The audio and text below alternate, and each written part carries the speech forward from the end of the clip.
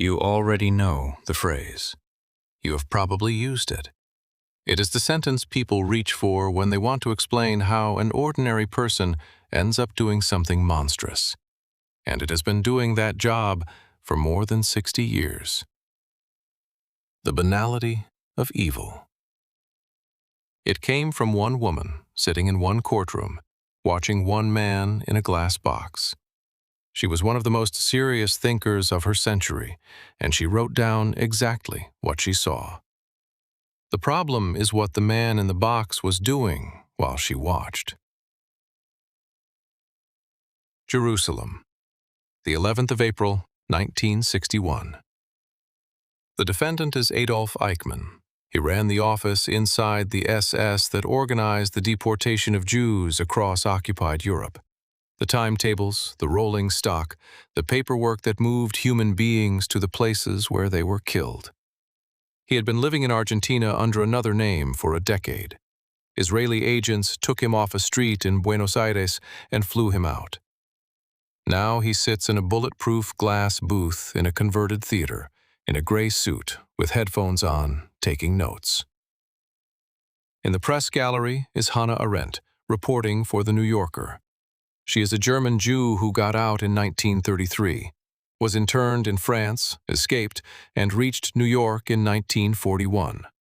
She has already written the book that made her famous, On the Origins of Totalitarianism. She has thought harder about this subject than almost anyone alive. And what she reports is that the man in the booth is empty. Not a monster, not a fanatic, a clerk. Somebody who spoke in cliches, who could not construct a sentence that was not an official formula, who seemed genuinely unable to see the thing from anyone else's position. Her conclusion was that his crimes did not come out of monstrous convictions, because he did not appear to have convictions at all. He had a career. What was missing was not conscience, exactly. It was thought. She published that in 1963, and it detonated. She lost friendships that lasted the rest of her life, and the phrase escaped the book completely, which is what phrases do, and became the thing everybody knows. Now, between 1957 and 1960, 3 years before that courtroom, Adolf Eichmann sat in a house in Argentina in front of a microphone, talking for hours, to a circle of unrepentant Nazis, believing that no one who mattered would ever hear it. He does not sound like a clerk on those tapes. So this episode is not about whether Hannah Arendt was clever. She was. It is about a much more uncomfortable question. What happens to an idea when the case that made it famous turns out not to support it? Start with what was in front of her, because her account of it is not wrong. It is meticulous. Eichmann in that courtroom was, by every reporter's description, extraordinarily dull. He answered in officialese. He corrected the court on job titles and departmental boundaries with the pedantry of a man defending his position in an office. Asked whether he felt guilty, he distinguished between guilt before the law and guilt before God, and said he was guilty in neither sense in the way the prosecution meant it. His defense had a shape, and the shape is what matters. He was a transport official. He did not decide policy. He did not select victims. He administered a system built by other people, and he obeyed lawful orders inside it. And if the state had commanded the opposite, he would have carried out the opposite with the same care. One more thing about that courtroom, because it shaped what she saw. The prosecution was not only trying a man. Gideon Hausner, the Attorney General, built the case as a history lesson. More than 100 survivors were called to the stand, many of whom had never met Eichmann, many of whose testimony had no bearing on the charges against him. The purpose was to put the whole catastrophe on the record, in a courtroom, in front of the world, for the first time, as history that was defensible and probably necessary. As a trial, it meant weeks in which the defendant sat in his box, silent, taking notes, while the enormity of what had happened filled the room around him, and made the small gray man at the center of it look, by contrast, like an administrative error. Arendt objected to that, too, at length, and it is the second reason she was so widely hated for the book. She thought a court exists to judge a defendant, not to write history. But it also means the contrast between the scale of the crime and the size of the man was being manufactured, hour after hour, by the structure of the proceedings, and she was sitting inside it. Arendt described that man precisely. Her word for what she saw was thoughtlessness, and she meant something technical by it, not stupidity. He was not stupid. She meant an inability to think from the standpoint of another person, and an inability to examine one's own words as they came out. She thought that this, and not fanaticism, was the condition that made industrial murder administratively possible. And here I want to be fair to her, because most arguments about this sentence are arguments with a misreading of it. She never said the crime was ordinary.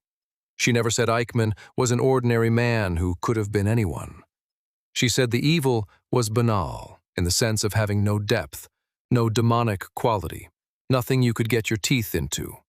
A man who did enormous harm without ever having thought about it as harm.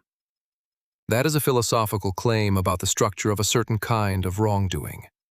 It is not a character reference, but it does rest on a factual premise about one specific person. It requires that the man in the booth was not, underneath, an ideologue who knew perfectly well what he was doing and believed in it. And that premise is checkable, because he had been recorded. Argentina in the 1950s is a detail people skip past, and it should not be skipped. There was a functioning community there, former SS officers, Croatian Ustaše, Vichy collaborators, men who had come out along the escape routes and were living under names that fooled nobody in their own circle. They had a magazine. They had reunions. Eichmann was working at a Mercedes-Benz plant under the name Ricardo Clement, and was not, in that company, hiding at all. Willem Sassen was a Dutch former SS war correspondent living in Buenos Aires, part of a community of Germans and collaborators who had got out of Europe and had not changed their minds about anything. He wanted to produce a book. His thesis was that the 6 million figure was propaganda, and he intended to use Eichmann, the man who would know, to prove it. So between 1957 and 1960, in a house in Argentina, they recorded. Dozens of hours. A tape recorder, a stack of documents, other former Nazis in the room, wine on the table, and Eichmann talking. He was not on trial. He was not being assessed. He was among people who agreed with him, being asked to correct the record by his own side. Think about what that setting removes. Every incentive to minimize is gone. There is no judge, no prosecution, no sentence at the end of it. The only social pressure in that room runs the other way. These were men who wanted him to have been important, because his importance was the whole value of the interview. If a man is ever going to describe himself accurately, it is not in a dock. It is over a bottle of wine with people he does not have to lie to. He did not deliver the number Sassen wanted. He went the other way. He confirmed the scale, and then he explained his part in it, in detail, with what the transcripts show as professional pride. And he said, on tape, that he had been an idealist, that he had done his duty to the last, that his only regret was that the work had not been finished. He said, in words that have been quoted ever since, that if of the 11 million Jews of Europe they had killed them all, he would be satisfied, and would say, "Good, we have destroyed an enemy." He is not describing timetables there. He is describing a war he believed he was in. That is not a functionary who never thought about it. That is a man who had thought about it a great deal and reached a conclusion. There is an obvious objection here, and it deserves an answer. If a man will tailor himself to a courtroom, why would he not tailor himself to a room full of old Nazis? Perhaps the Argentine boasting is the lie, and the gray clerk is the truth. Two things weigh against that. The first is what it cost him. Boasting in that room bought him nothing but the approval of a dozen men in exile, and it carried real danger, because a taped confession is a rope. The Jerusalem performance, by contrast, was worth his life. When one version is expensive and the other is free, the expensive one is the better evidence. The second is the documents. He was not only talking, he was correcting drafts, annotating documents, writing in the margins, arguing about details of an operation he clearly knew from the inside. You do not do that about a job you barely had. Bettina Stangneth spent years assembling that record. The tapes, the transcripts, Eichmann's own handwritten marginal notes and drafts, the whole Argentine paper trail. Her book came out in German in 2011, in English in 2014, and its argument is not that Eichmann was a demon. It is narrower and much sharper. Adolf Eichmann was a lifelong expert and completely deliberate self-inventor. Look at the sequence. To the SS, he was the specialist, the man who knew the Jewish question, who had learned some Hebrew and let people believe he had been born in Palestine, because that expertise was his ticket. To the Nazi circle in Argentina, he was the unrepentant idealist, because that was the audience in the room. To the court in Jerusalem, he was the small transport official who moved trains and never had an opinion, because that was the only version of himself with any chance of surviving. Each performance is tailored to the room. Each one is convincing. And there is no reason to think the last one, delivered in a glass box in front of a hanging judge, was the honest one. Before we go further, let me name the mechanisms properly, because this episode has more than one, and they stack. The first is the one Eichmann performed in the courtroom, and it has a name in the sociology of organizations: role distancing. You present yourself not as an agent with aims, but as a component in a machine that has aims of its own. The component does not decide, it functions. Every element of his defense was that shape. I administered transport, I did not set policy. Notice that this is not a denial of the acts, it is a denial of authorship, and it works because in a large bureaucracy it is very nearly true of almost everybody, almost all of the time. The second is what the Argentine tapes expose, and it is the one this case is famous for: audience-tailored self-presentation. We usually treat it as a minor social skill, the thing everyone does at a job interview. What this case shows is that at the far end of the scale it becomes a defense system, and that its most effective form is not lying about the facts. Eichmann conceded facts constantly. What he moved was the interpretation of the man who did them. Same acts, different animating mind. And a defendant doing that is not trying to convince the court that nothing happened. He is trying to install a character. Here is the part that should make everybody uncomfortable. And it is not about Arendt's intelligence. It is about the position she was sitting in. First, she did not have the material we have. Fragments of the Sasson interviews were in circulation. Excerpts had been published in Life magazine in 1960, and portions were in the trial file. But the recordings and the full authenticated transcript with Eichmann's own annotations were not available to a reporter in that gallery in 1961. Stangneth's book exists because assembling and authenticating that archive was itself decades of work. Second, she was not in the room for most of it. This is the fact that gets left out of every retelling. Arendt attended the opening weeks of the trial and was absent for large parts of the rest, working from transcripts. The portrait that shaped the century's understanding of the man was formed substantially from paper. Third, and most importantly, she was watching a performance designed for exactly the observer she was. Consider what the defense needed. It needed a man too small to have decided anything. And consider who was in that press gallery. Educated Western observers, many of them German-speaking, primed by their own recent history to look for the machine rather than the demon.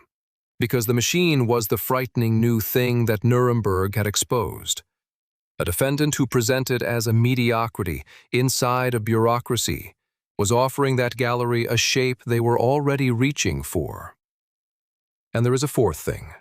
which is the least comfortable of all. And it is not about her at all.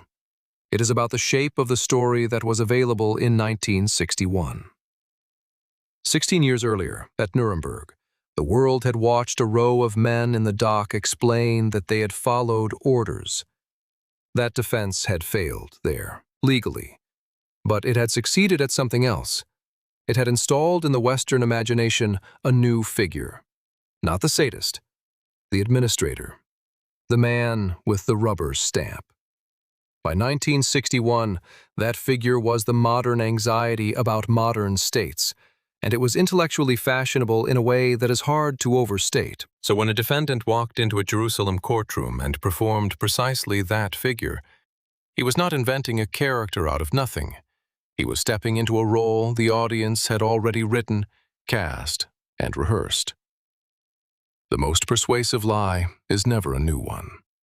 It is the one the room is already leaning towards. Fifth mechanism. Confirmation is not a stupid person's error. It is what happens when a genuinely powerful framework meets evidence that fits it. Arendt arrived in Jerusalem having written 600 pages on how totalitarian systems make individual conscience irrelevant. The man in the booth performed exactly that thesis. Of course it landed. A worse thinker with a worse framework might have been harder to convince, because they would have had nothing for the performance to slot into. That is the genuinely disturbing part of this case. The mechanism did not exploit a weakness in her. It exploited a strength. So, does the banality of evil collapse? No. And the reason is the whole point of this episode. In 1961, while that trial was running, a young psychologist at Yale called Stanley Milgram began an experiment. He said so explicitly. He was trying to test, in a laboratory, the question the trial had put in front of everybody. Could ordinary people be brought to inflict serious harm on a stranger simply because someone in authority told them to continue? They could. In the baseline condition, 26 of 40 men went all the way to the last switch on the board, the one marked 450 volts, past the point where the man in the next room had stopped responding altogether. 65%. Not one of them was performing for a court. Not one had a defense to construct. They were volunteers from New Haven who answered a newspaper advertisement, and they obeyed. And many of them were visibly in agony while they did it. Milgram then ran the variations, and the variations are the finding. Move the experiment out of Yale and into a rundown office building in Bridgeport, and obedience falls. Put the authority figure on the telephone instead of in the room, and it falls further. Add 2 other apparent volunteers who refuse, and it collapses to almost nothing. The behavior tracked the situation, not the person. He had tested about 1,000 people by the end and never found a personality profile that predicted who would stop.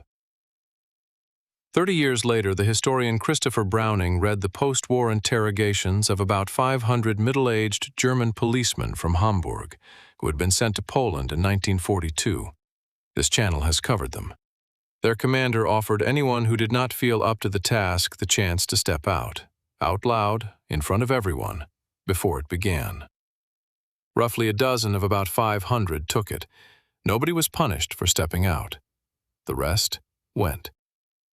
Milgram had no interest in Eichmann's honesty. Browning never needed Eichmann at all. Neither finding depends in any way on whether one defendant in one glass booth was telling the truth about himself. So we end with a strange result, and it is the reason this case is worth 25 minutes of anybody's life.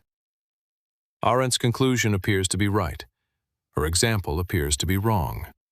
The situational finding is real, replicated, and arrived at from completely independent evidence.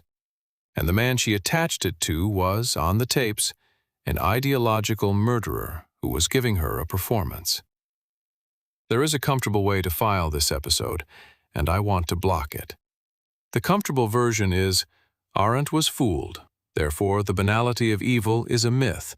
Therefore, we can go back to believing that the people who do these things are monsters and are nothing like us. That reading is wrong on every count, and it is attractive precisely because it lets everybody off.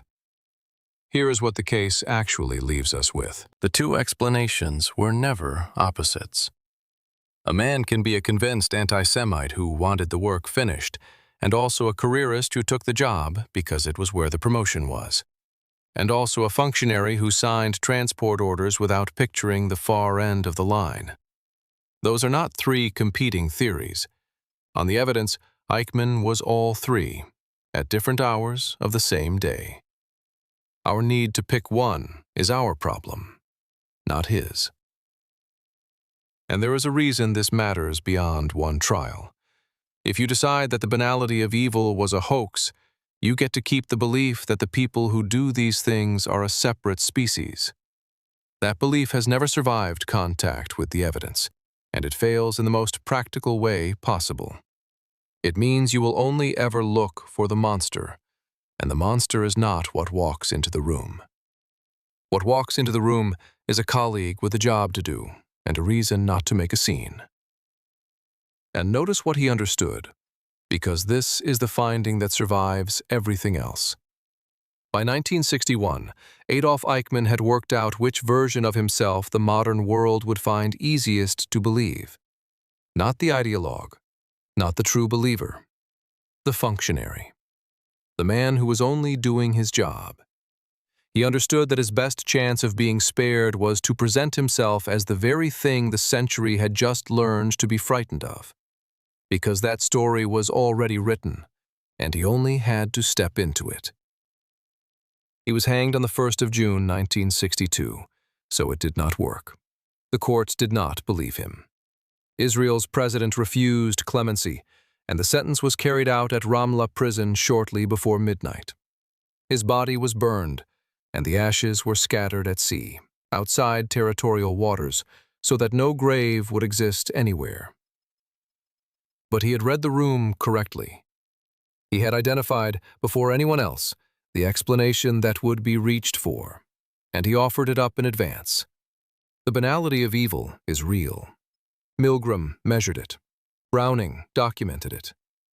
It is just that the first man ever accused of it knew that too, and used it.